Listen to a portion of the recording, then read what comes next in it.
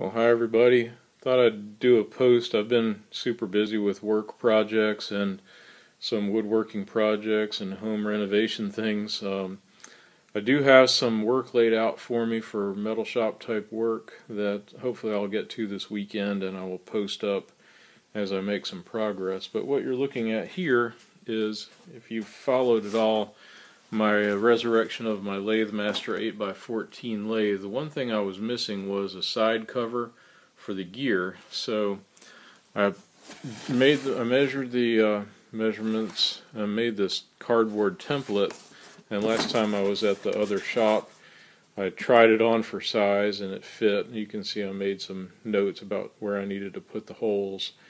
So anyway, so the measurements were good, the template worked good. Making a big cardboard template like this, I'm not an expert metal bender by any stretch, as you'll see as this project goes along, but I was able to get an idea about where I want the bends and how I want to join the metal together. Still not quite sure if I'll use rivets or maybe soft solder, but anyway, that's the general project. It's 4 inches across, and I have this 20 gauge steel left over from the boiler jacket, and it's just the right size basically. So I've laid it out. I'll try to do a little aerial view here, maybe you can see it. But I've laid it out for cutting it, and the other thing, well, I'll cut it, drill holes, and bend it with, I got this 30-inch sheet metal bender bending brake from Harbor Freight, and it was on sale, so I used the 25%. Actually, I used the 25% off coupon back around Easter time to get that.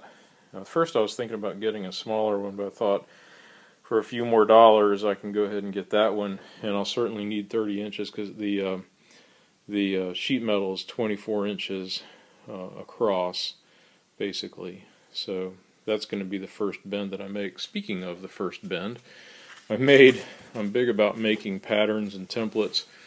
Sometimes I don't get much shop time, but I have downtime on trips and so forth to think about projects and how I'm going to do them. So that's what I do, is take a lot of notes and make up little mock-ups. So I made this little scale mock-up, and as you can see I made a note there. So this long, I will bend all this at fold number 1 will be 1 bend. So basically all the bottom parts of the box.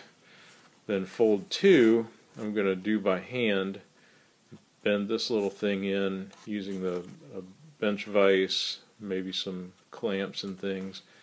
Then 3 I can bend that. The 4th bend, if I make these cuts right, you can see I made the template out of a Starbucks box. I'll make the 4th bend like this, so then I'll have basically this much done. And let's see, which one was the 5th? You get the idea. Yeah, the 5th one is here, and then the 6th one is the back, and the 7th one will be the very top. So I'm trying to demonstrate this one-handed, but anyway, shows the fun of using a little cardboard template to plan out your work, and hopefully it'll come out correctly. Another thing I noticed after I got done laying it out, of course, you know, this is the way it's going to be oriented on the lathe, and so that's the way I did the measurements and the layout. And I realized as soon as I got it done that I'm going to be bending the other way, bending all these things down. And of course, in a bending brake like the one I got, you're lifting up to make your bends. So I need all these marks to be on the opposite side of the sheet metal.